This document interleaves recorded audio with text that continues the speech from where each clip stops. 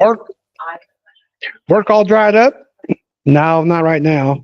Actually, here in Missouri, it's awful rainy. But we're coming out of this season of slump, and I'm hoping you're not in that area. But we're going to talk about today where if you have a slow time, what to do. And why do I bring that up? It's but we've been through 3 or 4 months of just slow time. And I can remember a time where I messed up. Oh, I did mess up seriously. I thought I was too busy and I was afraid to get more quotes. So I turned off the advertising. Wrong. Don't do that. Don't ever turn your marketing off. You can always say no, but you can't say yes to somebody that ain't talking to you. And that's the problem I had. I turned it off about 3 months. I said, well, I'm going through the season. I got my work. And it took that much longer just to get reared back up. So I don't ever turn my advertising off. I've got leads coming in damn near every day, and sometimes more than one every day.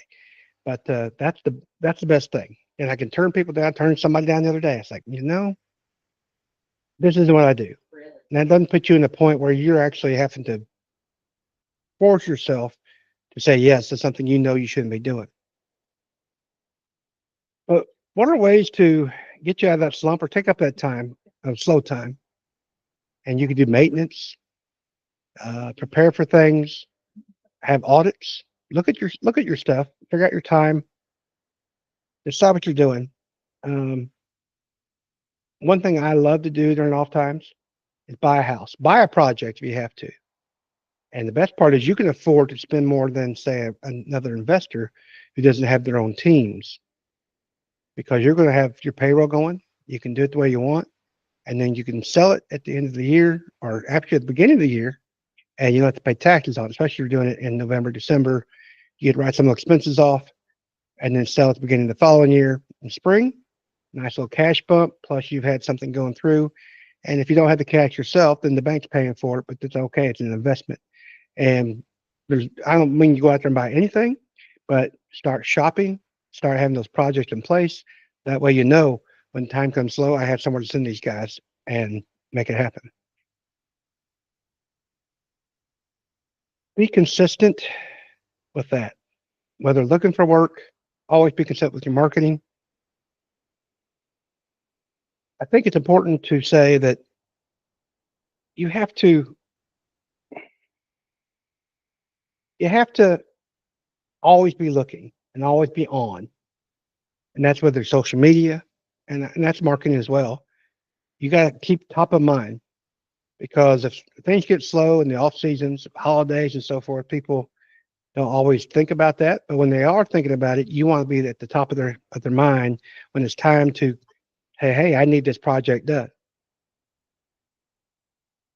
Another thing I love doing in the off season, and you can do this year round, but it seems to be easiest when you're not, is cross training. Because one of the goals, and this is for another segment, but one of the goals is to do more with what you got, keep your overhead down, so you're getting more sales per person, you're getting cross trained. You have guys that come to you and say, hey, we're talking, and hey man, how can I make some more money? And I tell them, you can make more money by learning more. And what's that do for you? Well, it gives you a background, it gives you a up and coming group of guys that you can expand your business, and your training's already done. If somebody calls in sick, you don't have to worry. The next guy down can step up into that place. It's just a growth method and a little backup. They might not be as efficient as your main guy, but you're getting some sales going in. And if he's calls in sick and you got holidays, you're giving these people, backup and so forth. It's not costing you overtime and so forth like that. Cross training is a great way and good morale boost. You might not pay that guy the same amount you pay your main guy, but it's an increase in pay and you're getting some benefit out of it as well.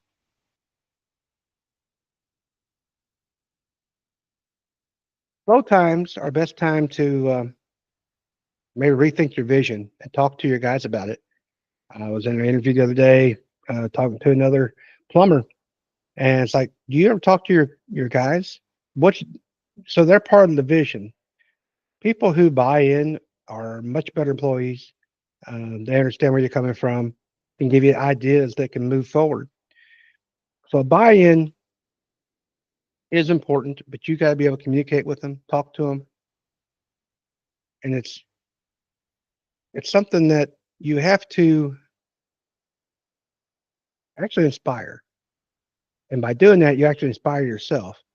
You ever notice when you're talking about something and then you get excited, and you just rejuvenate yourself by just talking about it, and then if you're excited, everybody else looks excited. It feeds itself, and popularity and so forth just moves forward. So do that. I think that's another great way to keep everybody motivated and on topic. Organize. Last thing, use that spare time, downtime if you're not doing any sales and so forth, or going out and getting sales, but organize. Assign people to organize stuff. Make it where it's efficient because we can talk about making money, but are you being efficient? And what that means is you can make more money with the sales that you have. So become efficient, get that training going, like we talked about. The last thing, reach out to your friends, your colleagues, get ideas, see what they're doing, find out. And sometimes if they're slow too, it makes you feel better. It's just not you. We get trapped in this thought of, well, nothing, it's always happening to me, nobody else.